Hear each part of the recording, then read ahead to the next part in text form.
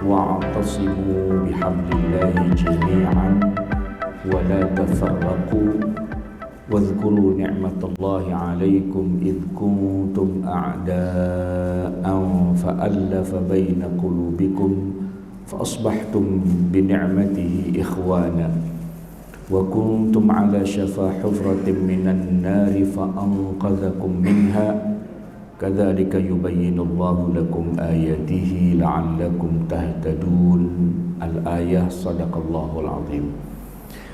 Hadirin jamaah yang dirahmati Allah, kajian kita pada hari ini ba'da sholat subuh di Masjid Al-Hikmah ini akan berputar seputar tentang karena kita kemarin baru merayakan kemerdekaan, kita akan bicara tentang nikmat kemerdekaan dan persatuan serta kaitannya dengan bagaimana pandangan syariah terhadap membangun sebuah negara.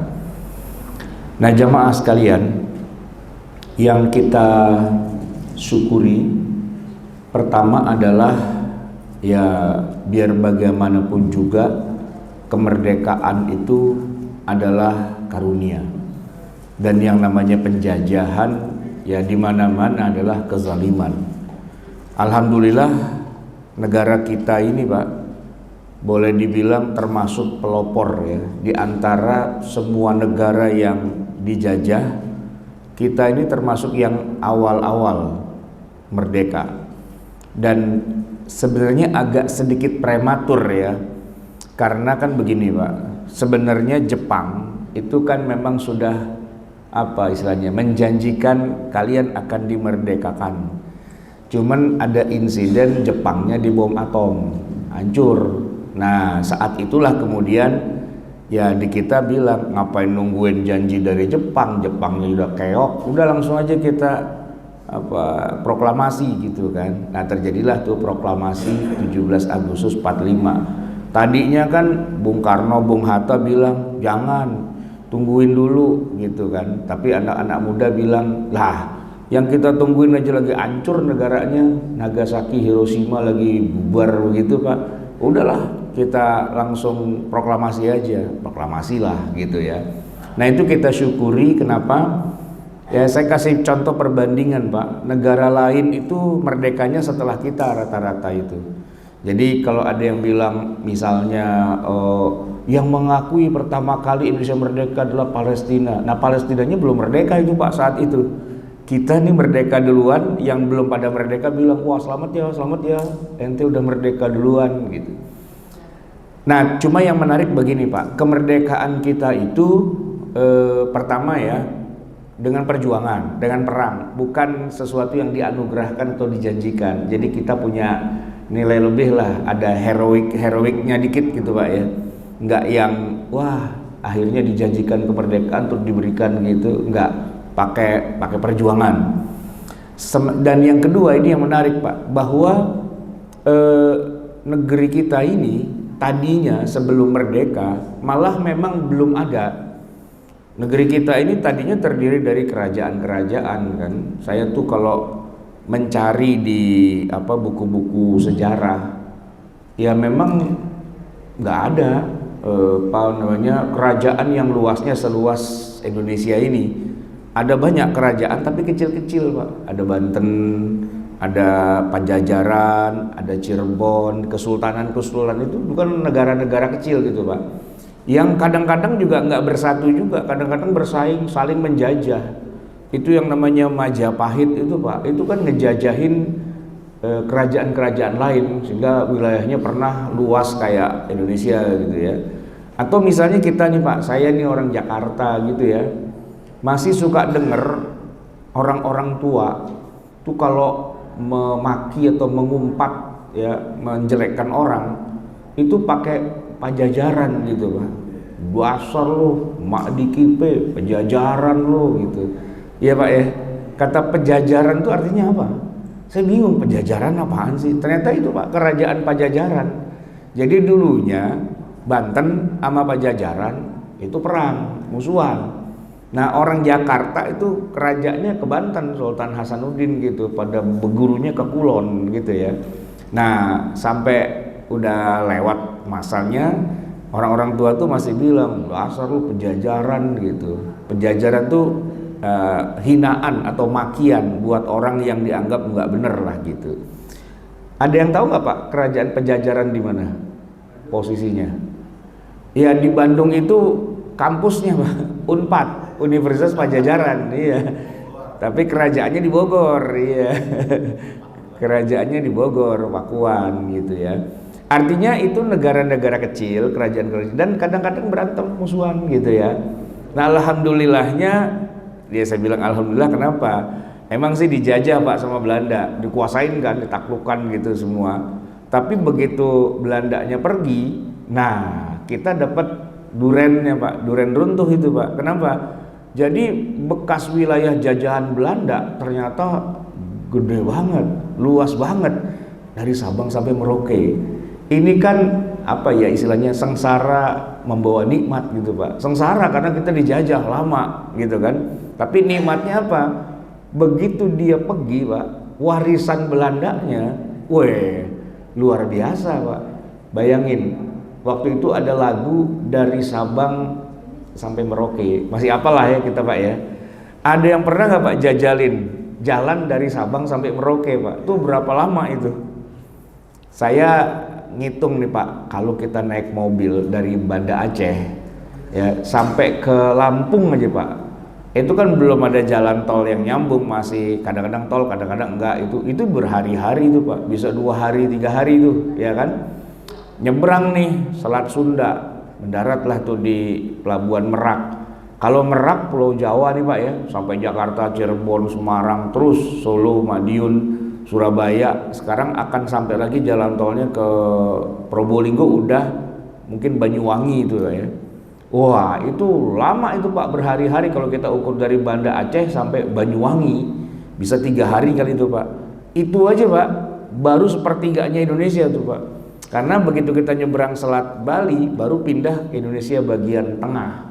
Nah Pulau Bali kita lewatin, Pulau Lombok kita lewatin, sono lagi tuh Pak, baru pindah Indonesia bagian timur. Sampai Papua Pak, ada kali seminggu Pak kalau kita naik mobil ya, nggak nyampe-nyampe gitu Pak. Nah cuman kalau kita naik pesawat, masalahnya begini Pak, pesawat terbang tuh nggak ada yang rutenya dari Sabang sampai Merauke. Harusnya ada tuh Pak pesawat ya, pesawat ya inilah pesawat pesiar gitu ya, jalan-jalan cobain sepanjang jalan lagunya dari Sabang sampai Merauke gitu ya. Itu Pak kalau memang ada, berapa lama durasi penerbangan Pak?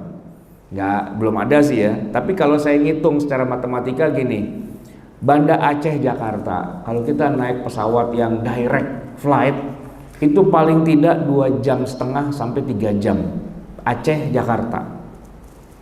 Nah Jakarta ke Papua, nah itu Pak bisa 5 jam gitu Pak. Jadi kalau kita jumlahkan 3 jam tambah 5 jam itu 8 jam Pak. Udah 8 jam naik pesawat masih Indonesia juga. Parah itu Pak, luas banget berarti kan. Coba bandingkan, Pak Narbodo ini sering umroh Pak, berapa jam Pak Jakarta Jeddah? 9 jam. Lah kita dari ujung ke ujung 8 jam, nah kita sampai Jeddah 9 jam. Berarti kan jarak kita sampai luas bentangan dari Sabang sampai Merauke kira-kira kayak dari sini ke Arab gitu Pak. Luas banget. Makanya orang Arab pada bingung, gede banget ente punya negara gitu kan. Saya tuh punya dosen Pak orang Madinah, dia nggak percaya kalau saya bilang Indonesia itu terdiri dari 17.000 pulau. Dia nggak percaya Pak.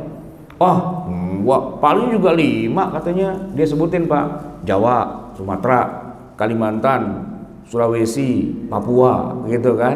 Udah 5 doang dia bilang. Enak aja 5, gedein lagi tuh petanya. Jakarta ke utara itu aja udah 1.000 tuh saya bilang. Walaupun nggak sampai 1.000 juga ya, cuman kan orang bilang pulau 1.000 ya.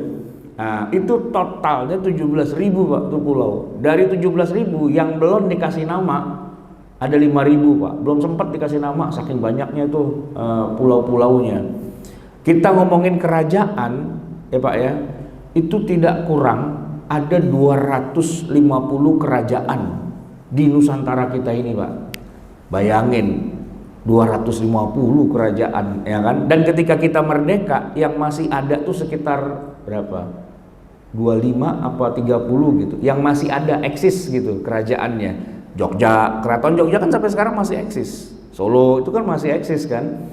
Nah, itu dari segi kerajaannya. Sedangkan dari sisi bahasa, nah ini unik, Pak.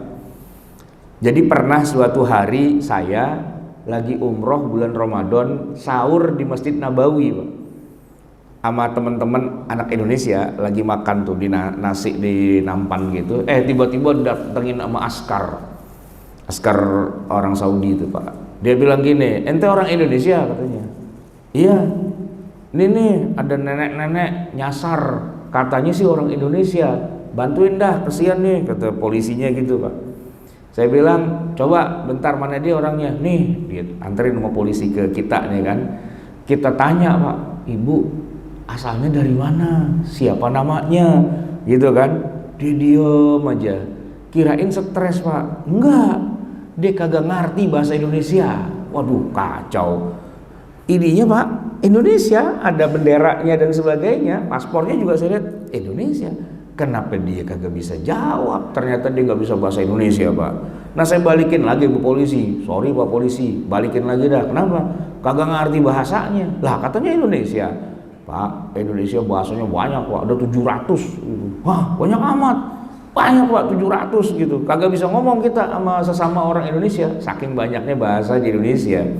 Dan 700 itu, Pak, yang pokok-pokoknya doang. Kalau istilahnya kembangan-kembangannya lain lagi tuh, Pak, jadi beli banyak. Bahasa Jawa nih, Pak, ya. Kalau Jogja Solo masih kepiye.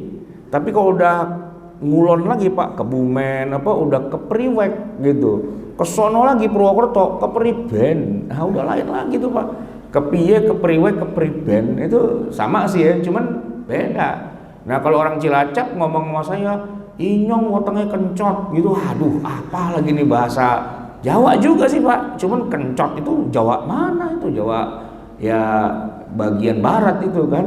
Nah, itu beda. Sunda juga gitu, ya kan? Sunda yang Bandung, Tasik itu beda sama yang mana? Bogor. Aing gitu kan, pakai aing. Ini apaan lagi nih bahasa Sunda pakai aing gitu kan. Nah, artinya dalam satu suku aja, satu bahasa itu ada lagi mazhab-mazhabnya gitu kan. Nah, yang segitu itu, Pak, ada 700 se-Indonesia. Gede banget itu kan. Nah, uniknya Bapak Ibu jamaah sekalian, dengan sekian banyak kerajaan, sekian banyak bahasa, sekian banyak pulau gitu ya. Begitu merdeka jadi satu, Pak. Itu ajaib sih sebenarnya. Kalau kita mau boleh bikin daftar 7 keajaiban dunia, salah satunya Indonesia, Pak. Bisa tuh ya 250 kerajaan jadi satu, bisa gitu ya. Nah, itu Indonesia. Cuman kita nggak sadar aja karena kita ada di situ, Pak. Ya kan? Kalau misalnya kita orang luar, Pak, ngelihat Indonesia, wah, ini aneh nih, sebuah negara yang terdiri dari banyak kerajaan, banyak bahasa, banyak pulau, tapi jadi satu. Pertanyaannya, yang nyatuin siapa? Ya kalau secara lahiriahnya, Pak, yang nyatuin Belanda. Untung dulu Belanda serakah, Pak. Jadi akhirnya dia gede banget wilayahnya dan begitu merdeka kita yang dapat. Ya tapi kalau bicara yang menyatukan sih bukan Belanda. Ya Allah lah yang menyatukan, ya kan? Wadhkuru ni'matallahi 'alaikum idz kuntum a'daan fa'alafa baina qulubikum fa asbahtum bi ni'matihi ikhwana. Ingat ya, nikmat Allah, dulu kan kalian bermusuhan, kalian berbeda-beda, bineka gitu kan. Nah, fa'alafa baina qulubikum, lalu Allah satukan hati kalian. Penyatuannya, Pak, unik. Belanda datang kemari, Pak, kita dijajah, kita jadi senasib sepenanggungan. Jadi kita sesama kita, Pak, jadi kayak bersaudara gitu kan. Benar. Begitu Belandanya pergi, fa asbahtum bi ni'matihi ikhwana, maka kalian dengan nikmat Allah menjadi bersaudara. Sejak 17 Agustus 45 itu, Pak, pidatonya begini. Saudara-saudara sebangsa dan setanah air. Dulu mana ada orang ngomong kayak gitu, orang Majapahit, bukan saudara gua, musuh gua lo, gitu kan. Orang Banten sama Pejajaran musuhan kita gitu, dasar lo Pejajaran gitu kan. Tapi setelah 17 Agustus 45, pidatonya Bung Karno itu hebat, Pak. Saudara-saudara sebangsa dan setanah air gitu, Pak. Udah nggak ada lagi kerajaan, udah nggak ada lagi musuh-musuhan. Kita satu nusa, satu bangsa, merdeka kan gitu, Pak. Wah, itu ajaib itu, Pak. Kalau kita lihat dalam perbandingan negara-negara lain, mereka pada ngiri, Pak, sebenarnya itu. Saya bukan apa-apa, bukannya ngejelekin negara lain, Pak ya, tapi gini, coba bandingin.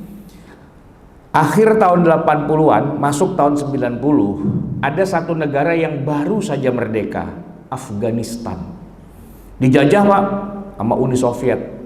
Cuman atas izin Allah, Soviet bubar. Tahu bagaimana dia berantakan lah gitu. Waktu itu pemimpinnya tuh bernama Gorbachev.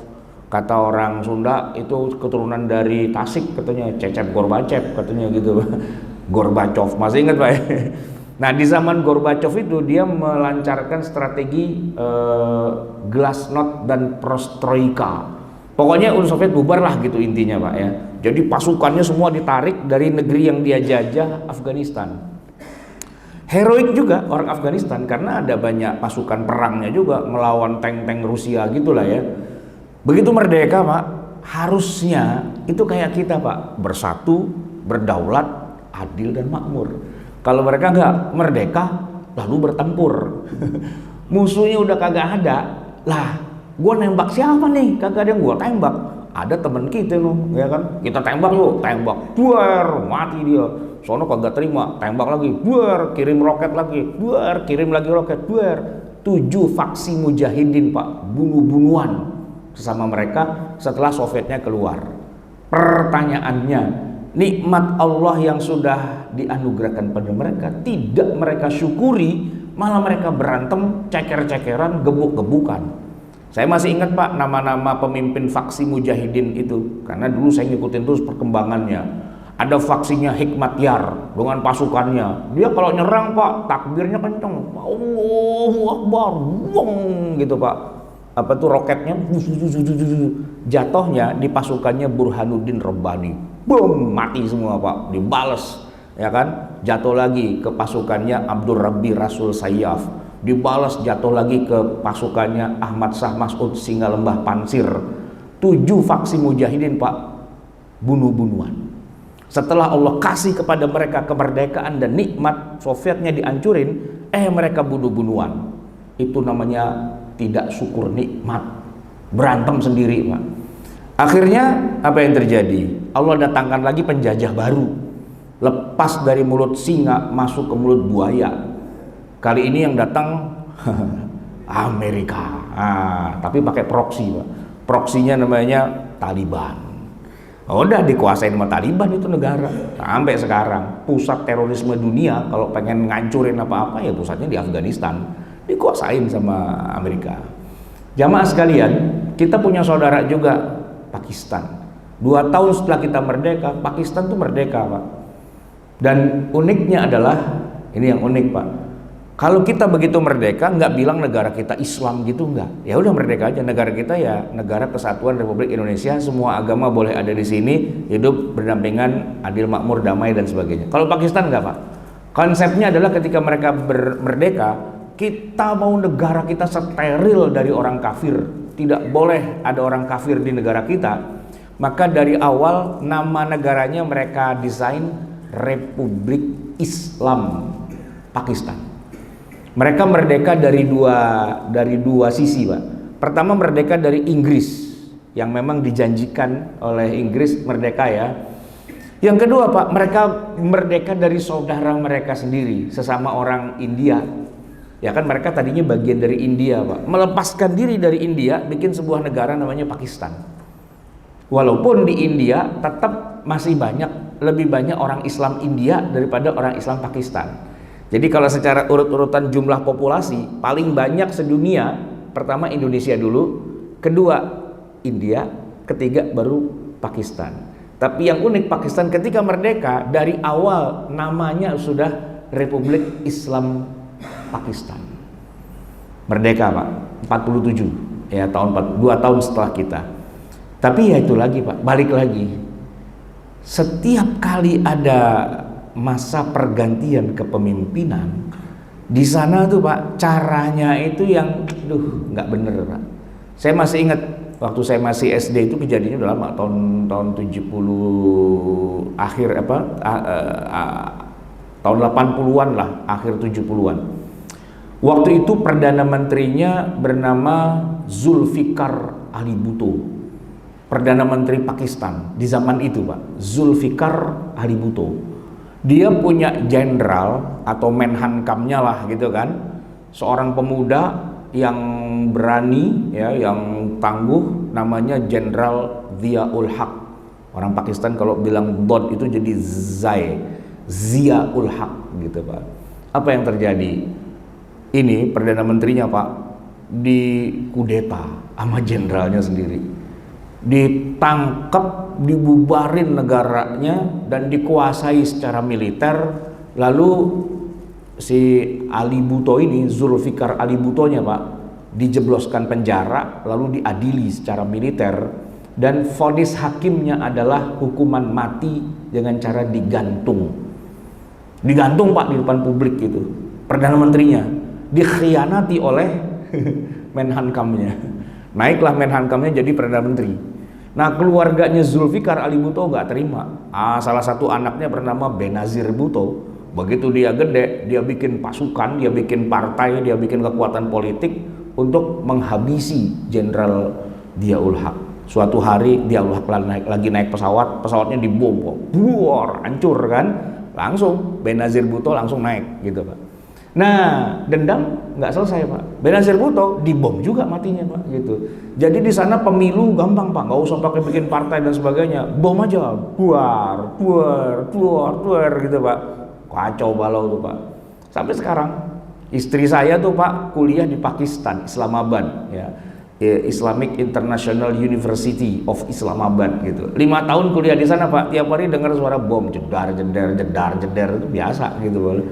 Ini kemerdekaan model apa kayak gini nih, ya kan? Gimana dia mau maju, bangun bangsa dan sebagainya? Negaranya perang melulu tiap hari. Itu udah namanya Pak, namanya resmi Republik Islam Afghanistan, Pakistan. Yang Afghanistan juga gitu, namanya sudah benderanya aja la ilaha illallah gitu kan. Tapi nggak ngejamin Pak, negaranya itu di dalamnya ada keislaman dalam arti yang sesungguhnya, enggak. Ya namanya aja, mereknya doang. Kalau mau saya terusin Pak, Yaman dari zaman Nabi Muhammad tuh udah diislamkan loh Pak, Yaman. Di kita di Indonesia, Habib kan rata-rata dari Yaman kan. Nah, tapi kenapa mereka betah di Indonesia? Kenapa pada kagak pulang ke Yaman? Ngapain pulang? Orang perang di sana Pak, perang. Di Indonesia Pak banyak gerakan Salafi, Wahabi ya, yang jidatnya hitam, celananya cingkrang, kalau sholat ngangkang, ya kan? Itu Pak, bos-bos mereka, top-top leader mereka, itu adanya pusatnya di Yaman juga. Ada Syekh Robi Madkhali, orang Yaman, Al-Ahdal. Ada Syekh Mukbil, itu orang Yaman. Jadi tokoh-tokoh Salafi di Indonesia rata-rata jebolan dari Yaman. Jadi Pak, pusat habaib di Yaman, pusat Salafi di Yaman. Dia berantem Pak di sono. Nah, berantemnya dibawa-bawa kemari. Tinggal kita Pak diadu domba juga ujung-ujungnya. Yang ikut Habib gebukin yang Salafi nyelak-nyelak yang Habib-Habib gitu kan. Dan masih ada lagi banyak faksinya di Yaman itu. Di bagian utara pemberontak. Bayangin Pak, pemberontak punya angkatan bersenjata sendiri. Dia bisa ngebom ibu kota. Tapi yang pemberontaknya itu suku Houthi ya, yang mazhabnya bukan ahli sunnah, mazhabnya Syiah. Pak, ibu kotanya dibom sama pemberontak Pak. Ibarat kata pemberontaknya di mana nih, di daerah gitu ya, di Garut apa di mana gitu kan, dia kirim roket Pak ke Jakarta, buang, hancur Jakartanya gitu kan. Itu Pak, pemerintahannya sampai ngungsi Pak. Kan ibu kotanya Son'a, tapi presiden, menteri, DPR apa segala macam itu tinggalnya nggak di Son'a Pak, ngungsi di Saudi Arabia. Kebayang Pak, sebuah negara pemerintahnya ngungsi di negara lain gitu. Kita Pak, Indonesia kan punya hubungan bilateral, hubungan diplomatik dengan Yaman. Kita punya Pak kedutaan besar Indonesia di Yaman, di Son'a. Saya tahu kenapa, karena adik saya, adik sepupu itu kerja di kedutaan itu, lagi asik-asik kerja kok kena bom. Kedutaan besarnya dibom Pak, buar, hancur kan. Lalu waktu itu presidennya masih SBY apa siapa ya, evakuasi Pak, warga negara Israel evakuasi, pulang kampung semua ke Indonesia gitu kan. Kebayang Pak, negara Arab, pusat agama, tapi isinya tiap hari jedar-jeder sampai gini hari Pak. Akhirnya Pak, di ibu kota Son'a itu nggak ada pemerintahan, ya, nggak ada perwakilan negara asing.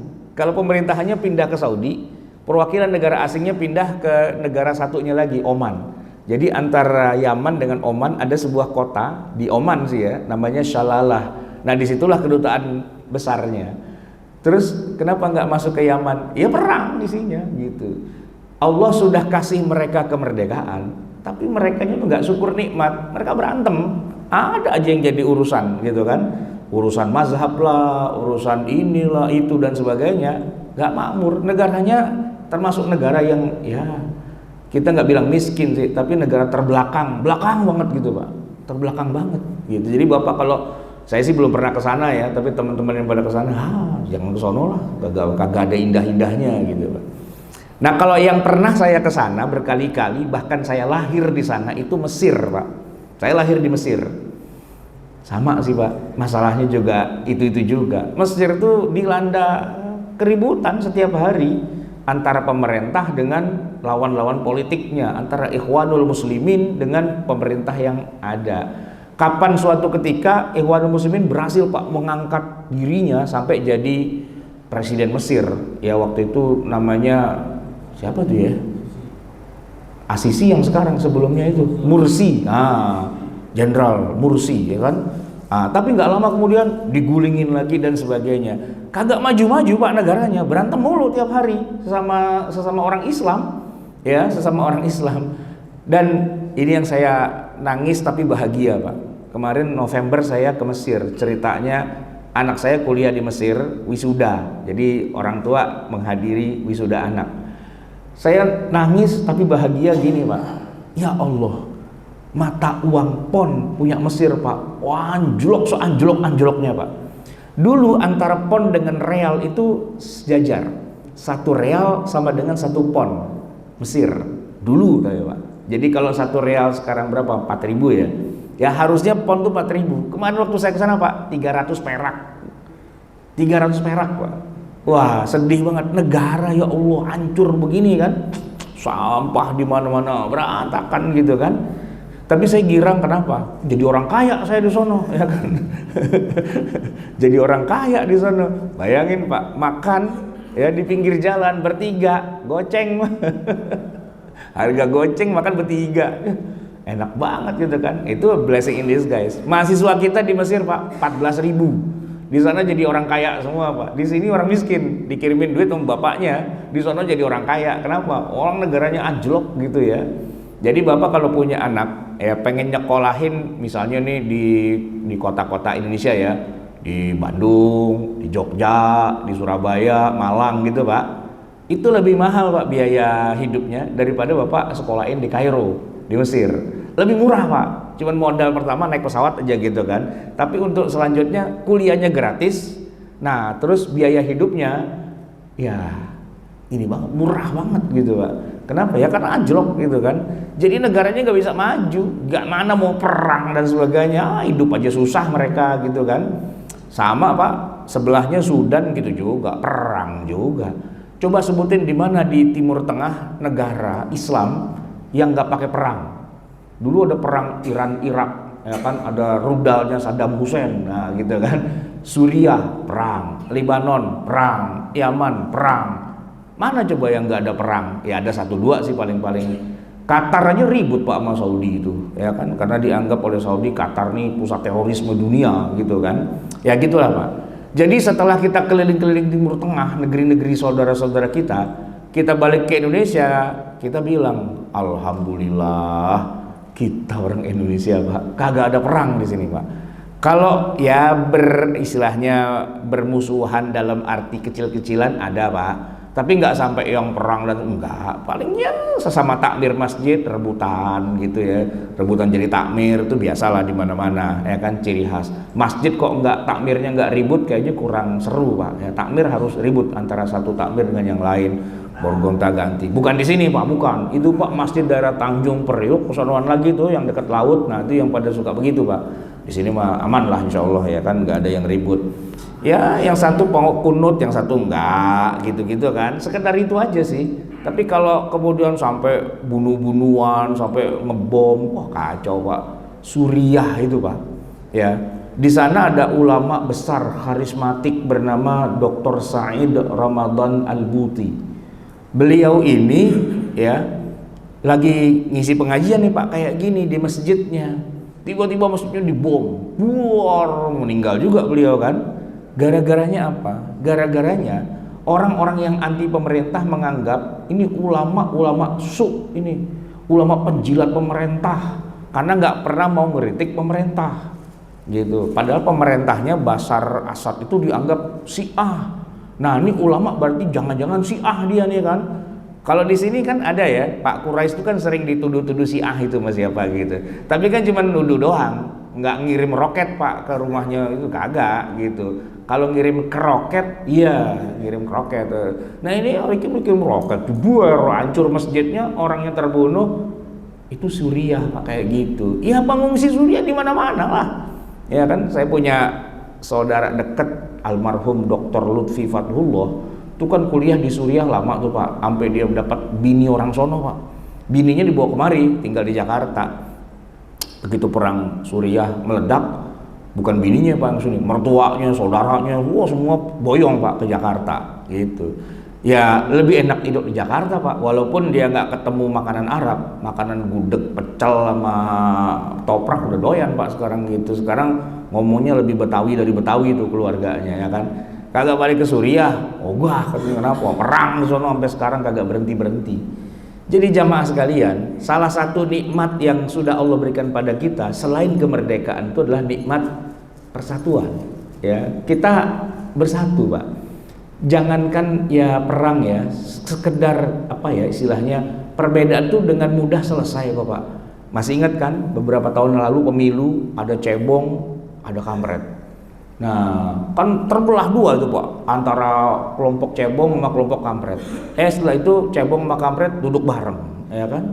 Ya makan bareng, akhirnya jadi satu pemerintahan, ya kan? Nah, tinggal pendukungnya bingung, wah dukung cebong apa kampret? Dua-duanya jadi satu nih Pak, gitu kan? Nah, kayak gitu-gitu Pak, ya itu cuman itu aja Pak, memang arahan sutradara. Jadi kayak orang main film, sinetron Pak ya, memang ada peran-peran antagonis, ya kan, ada peran-peran protagonis. Ya kalau seasonnya udah habis ganti judul yang lain, ya yang tadinya penjahat jadi jagoan Pak, yang jadi jagoan bisa jadi penjahat gitu kan, tergantung. Kalau Cinta Fitri berseason-season itu Pak, tapi kalau udah ganti lagi apa sinetron yang lain, pemainnya dia juga, cuman yang tadinya jadi jagoan jadi penjahat. Nah dulu kita dukung dia, sekarang kita dukung dia, mau kita dukung jadi jagoannya. Menurut versi saya jagoannya dia, menurut versi ente jagoannya dia, penjahatnya dia. Itu semuanya Pak berteman Pak, begitu cut makan bareng Pak gitu kan, makan bareng. Nah kitanya aja yang baper ya kan, kagak tahu urusan, nggak tahu jeluntrungan, sikat sono sikat sini, tapi ributnya cuma di medsos, cuma antara jempol dengan jempol gitu doang sih. Di luar itu mah kita duduk bareng lagi.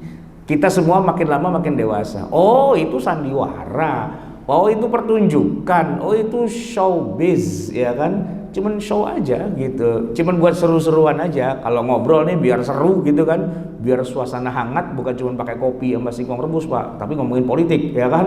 Parah lu, pimpinan lu payah gitu kan. Dah gitu, biar ada kerjaan aja Pak gitu sebenarnya kalau di Indonesia. Bukan sesuatu yang besoknya kita boom yuk gitu, enggak gitu. Apalagi mahasiswa, zaman sekarang kan mahasiswa tuh kurang olahraga Pak, mereka tuh jarang-jarang pencinta alam. Habis apaan dong ya, udah lalu turun ke jalan gitu, demo sana nih, gue kasih dulu nasi bungkus. Ingat ya, karetnya 2 rendang, karetnya 1 itu telur, udah gitu doang sih gitu kan. Udah besok ganti lagi lakonnya, ganti lagi gitu kan. Itu khas, kita semua tahu itu hal-hal kayak gitu di Indonesia. Makanya orang bule, orang mana tadinya kan bingung, di Jakarta ada demo, tapi lama-lama mereka menganggap demo itu adalah Oh itu atraksi seni budaya ternyata. Oh ya udah, santai aja. Ya kan, yang demo-demo, ya kan, yang kerja-kerja, nggak ada urusan gitu. Beda Pak kalau dengan di Timur Tengah, kalau udah tentara turun gitu, wah udah jam malam nih, susah ada urusan gitu Pak. Di kita mana ada jam malam? Orang teroris aja ngebom Sarinah, jedar-jeder, pada foto-foto, ya kan gitu. Jadi di Indonesia tuh sebenarnya asik Pak, santai gitu kan. Orang Arab tuh paling betah di Indonesia Pak. Bapak kalau nggak percaya, jalanlah ke Bogor, Cisarua, ya kan, Puncak, Cianjur, oh banyak banget. Kenapa mereka suka di situ? Karena mereka pengen masuk surga, tapi sebelum meninggal gitu Pak. Kan di dalam Al-Quran disebutkan jannatun tajri min tahtihal anhar, surga yang mengalir di bawahnya sungai-sungai. Itu Pak, gara-garanya dulu di tahun 50-an ada seorang berkebangsaan Mesir datang ke Indonesia, terus jalan-jalan ke puncak, ke Bandung Pak, naik kereta api sampai Bandung, sampai Jogja, sampai Surabaya. Sepanjang jalan tuh dia nggak berhenti-berhenti berdecak kagum melihat keindahan alam Indonesia. Pulang ke Mesir Pak, dia nulis buku, judulnya Pak, Jannatullahi fil Ardi, surga Allah yang ada di bumi. Dia katakan kepada bangsa Arab, ternyata Allah itu bikin show unit surga di bumi Pak. Sebelum kalian pada masuk surga nanti di akhirat, ada show unitnya. Lihat dulu nih show unitnya kayak gini bakalannya. Di mana itu? Indonesia. Wow, pada bertangan orang-orang Arab ke Indonesia Pak.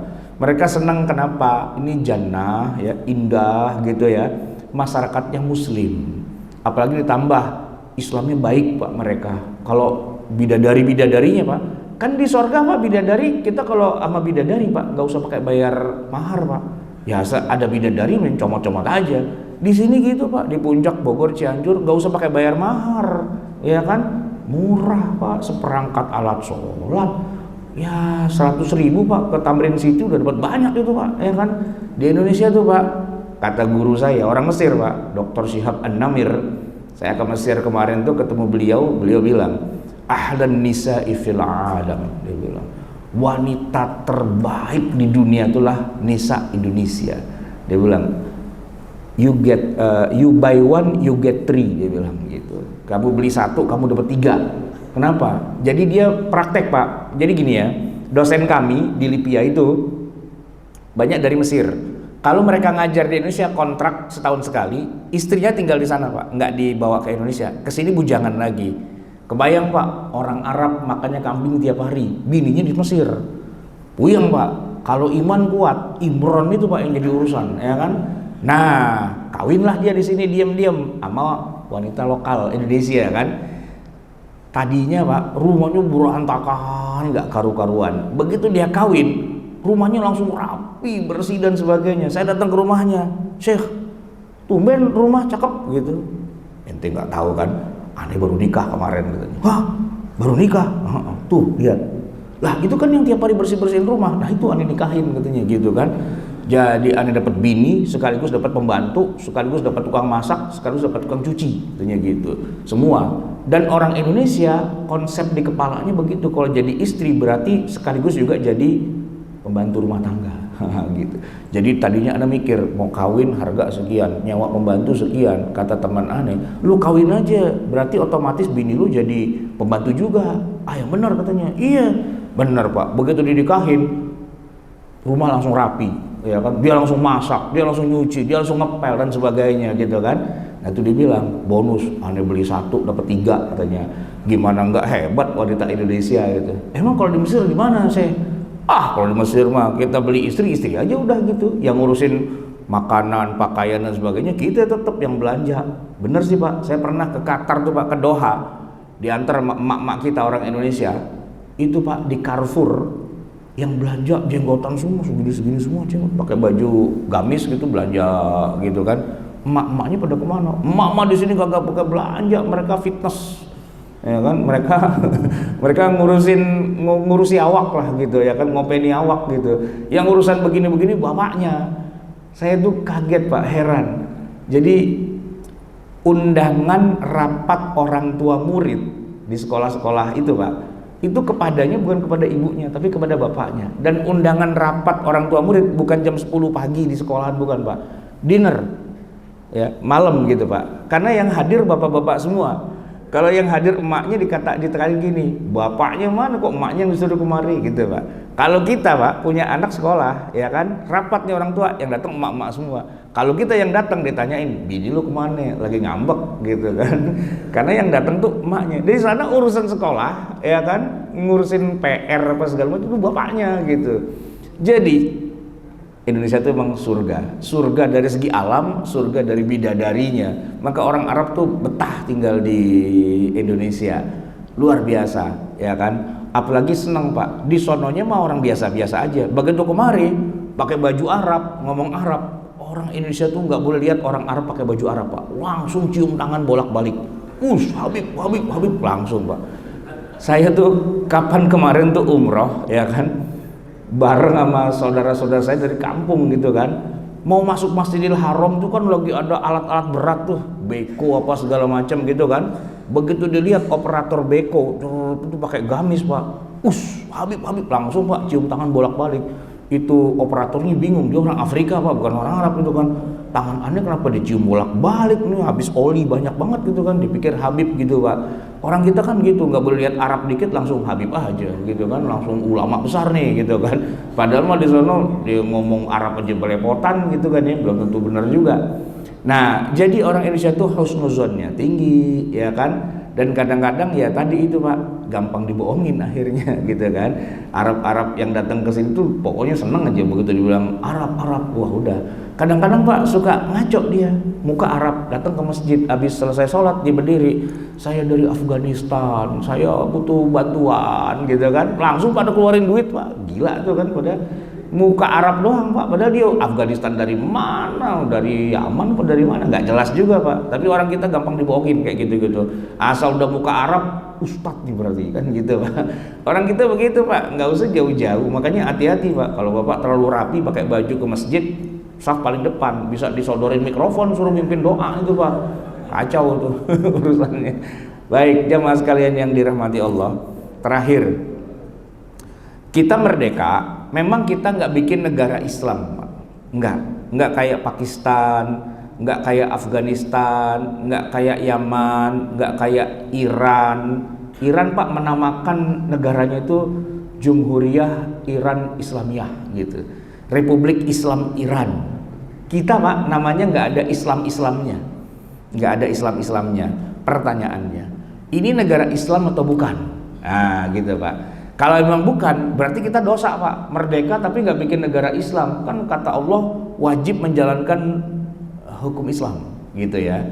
Gini Pak jawabannya, ketika Nabi Muhammad SAW itu diangkat menjadi pemimpin di Madinah, ya sebagai hakim, sebagai pemerintah, ternyata memang Rasulullah pun menyebut negaranya atau Madinah itu juga tidak pakai kata Islam.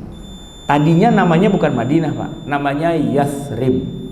Aslinya itu namanya Yathrib.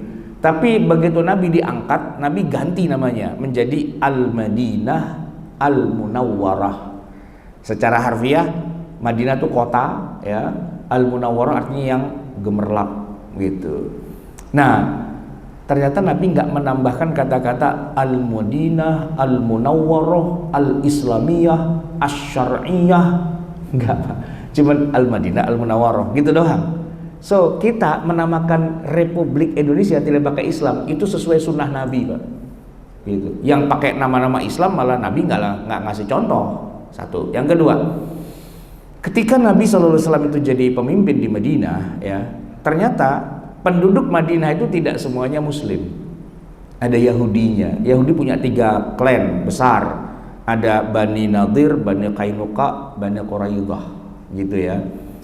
Nah Indonesia gitu juga Pak, ketika kita merdeka nggak semuanya Islam, yang Islam 83%, sisanya ada Katolik ya, ada Protestan, Hindu, Buddha, Konghucu, aliran kepercayaan dan sebagainya. Jadi kita nggak bikin negara yang isinya Islam doang kayak model Pakistan atau kayak model mana gitu ya. Kita ya udah macam-macam agama ada. Yang ketiga jamaah sekalian, ketika Nabi bikin Madinah itu Pak, itu ada konstitusinya, namanya Piagam Madinah. Ya kalau kita juga ada namanya itu apa, Undang-Undang Dasar atau Pancasila gitu ya.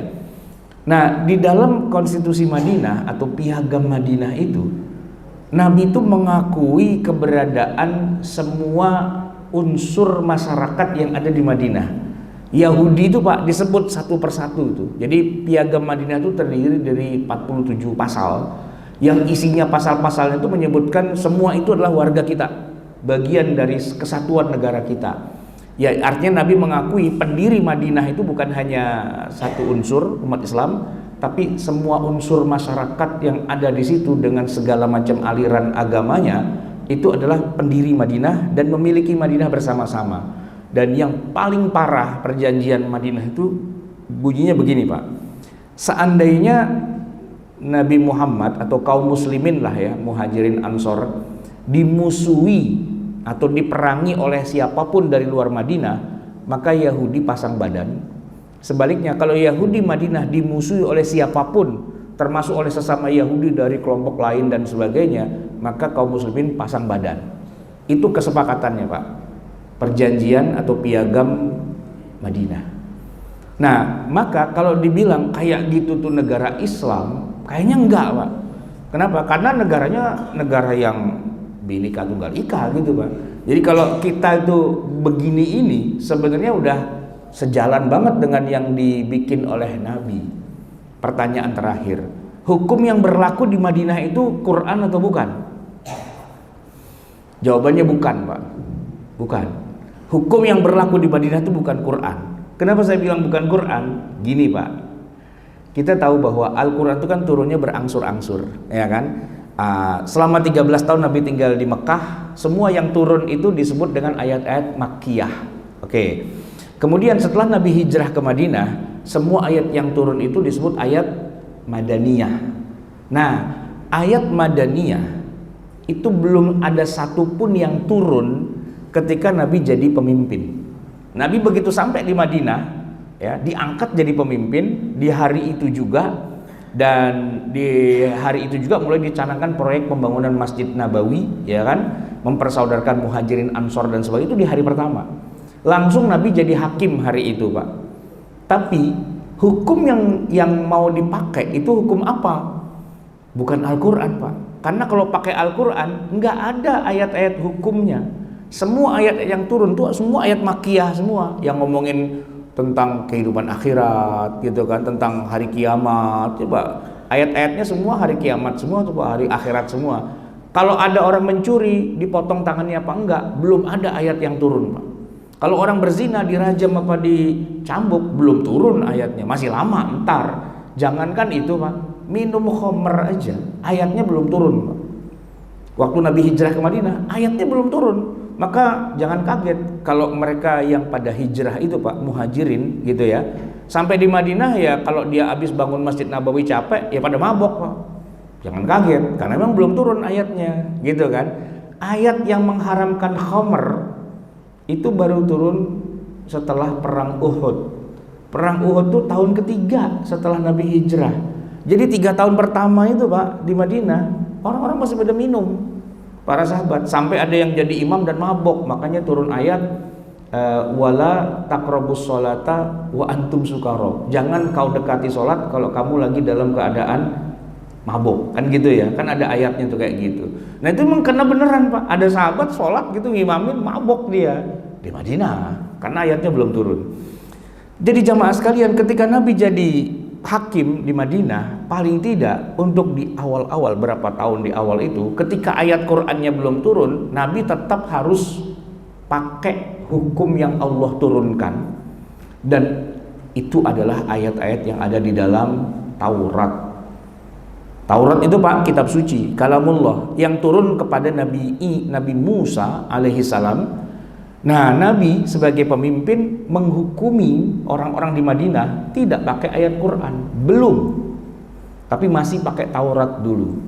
Saya tanya, negara hukumnya Taurat, negara Islam bukan? Bukan, ya kan? Kalau menurut kita bukan, kenapa pakai Taurat gitu kan? Nah, Nabi itu masih menjalankan Taurat. Ya, nanti sedikit demi sedikit ayat-ayat yang ada di Taurat tuh dihapus dengan turunnya ayat Quran sedikit demi sedikit gitu kan. Tapi memang ayat-ayat ahkam itu paling banyak di bagian akhir. Ketika sudah terjadi Fatu Mekah baru tuh turun bermacam-macam ayat yang banyak banget yang menganulir apa-apa yang ada di Taurat. Tapi lepas dari itu semua, bahwa pada saat itu tidak otomatis ya hukumnya menggunakan Al-Quran. Nah, banyak juga Nabi mengokekan atau katakanlah mengadopsi hukum-hukum adat yang ada di Madinah saat itu. Misalnya orang Madinah terbiasa melakukan ijon Pak. Jadi petani kurma sudah menjual hasil panennya yang baru mau akan dipanen 2 tahun ke depan, tapi udah dijual Pak, duitnya udah dipakai. Itu kan nggak boleh harusnya kan. Nah, oleh Nabi praktek ijon itu atau dalam bahasa kitanya akad salam itu sedikit direvisi. Jadi kalau mau akad salam boleh, tapi dengan wazan yang disepakati, berat yang disepakati, volume yang disepakati, dan kapan serah terima barangnya itu disepakati gitu. Jadi tidak langsung semuanya dihilangkan, tapi disesuaikan dengan syariat-syariat Islam itu. Jadi jamaah sekalian, ketika kita merdeka dan kita tidak menjadikan Al-Quran dan Sunnah sebagai undang-undang, ya memang Nabi juga tidak menggunakannya Pak, tidak menggunakan Al-Quran dan Sunnah sebagai undang-undang gitu. Al-Quran sumber hukum, ya kan? Tapi bagaimana kemudian diimplementasikan, ya nanti dilihat. Nggak semua ayat Quran itu dipakai, karena kadang-kadang satu ayat dianulir dengan ayat yang lain. Kadang-kadang sesuatu yang sudah jadi hukumnya diubah lagi sesuai dengan pada masanya. Begitu jamaah sekalian. Baik, sampai di sini kajian kita pada pagi hari ini. Intinya mari kita mensyukuri nikmat kemerdekaan yang Allah sudah berikan, dan juga nikmat persatuan dan kesatuan kita. Walaupun kita berbeda-beda, agamanya beda, sukunya beda, tapi kita berada dalam satu wilayah negeri yang menyatu. Dan negeri yang menyatu ini walaupun tidak pakai nama negara Islam, tapi pusat Islam dunia itu adanya di sini. Karena jumlah terbesar sebuah negara memiliki populasi Muslim, pertama Indonesia, baru kemudian India, baru kemudian Pakistan. Pemerintah kita dari zaman presiden pertama sampai yang sekarang dan berikutnya semuanya Muslim. Menteri-menterinya Muslim, anggota DPR-nya Muslim, mereka Muslim gitu kan. Nah, maka kita bisa katakan bahwa Indonesia adalah salah satu negara Muslim terbesar di dunia, dan itu diakui oleh semua negara Islam yang lain. Justru yang pakai nama formalitas Islam, ya formalnya Islam Pak. Cuman kalau kita ke sana kita deg-degan gitu, tar gua kena peluru nyasar lagi gitu kan. Nah, yang dikatakan sebagai negeri Islam kan harusnya negeri yang damai, negeri yang memberikan jaminan kedamaian, jaminan di keamanan, dan tidak ada orang salah tembak, salah apa dan sebagainya. Harusnya begitu sebuah negeri Islam. Nah, itu sebenarnya terwujud lebih banyak di negeri kita di Indonesia. Walaupun dengan catatan tadi Pak, kadar kualitas keilmuan orang Indonesia itu ya memang masih perlu ditingkatkan. Di kita banyak banget Pak yang hafal Quran tapi nggak tahu isinya, banyak ya kan. Di kita banyak banget orang yang aktif pengajian tapi nggak paham juga ilmu-ilmu keislaman. Tinggal itu aja sih Pak, dinaikin lagi tensinya, biar semangat Islamnya udah bagus, yang pakai jilbab udah bagus, sudah bagus semua, tinggal kualitasnya aja dinaikin gitu. Dibandingkan di negeri lain itu masih jadi masalah. Baik jamaah sekalian, mari kita tutup kajian kita ini dengan sama-sama kita baca doa. Bismillahirrahmanirrahim. Alhamdulillahirabbil alamin. Hamdan yuwafi ni'amahu wa yukafi'u mazidah. Ya Rabbana lakal hamdu wa lakas syukru kama yanbaghi li jalali wajhika wa li 'azimi sultanik. Allahumma shalli wa sallim wa barik ala nabiyyina Muhammadin wa ala ali Muhammad. Rabbana zalamna anfusana wa illam taghfir lana wa tarhamna lanakunanna minal khasirin. Rabbana amanna bima anzalta wattaba'na ar-rasul faktubna ma'asy syahidin. Rabbana la tuzigh qulubana ba'da idh hadaitana wa hab lana min ladunka rahmatan innaka antal wahhab. Rabbana atina fid dunya hasanah wa fil akhirati hasanah wa qina adzabannar. Wa sallallahu ala sayyidina Muhammadin wa ala alihi wa sahbihi wasallam walhamdulillahi rabbil alamin. Wassalamualaikum warahmatullahi wabarakatuh.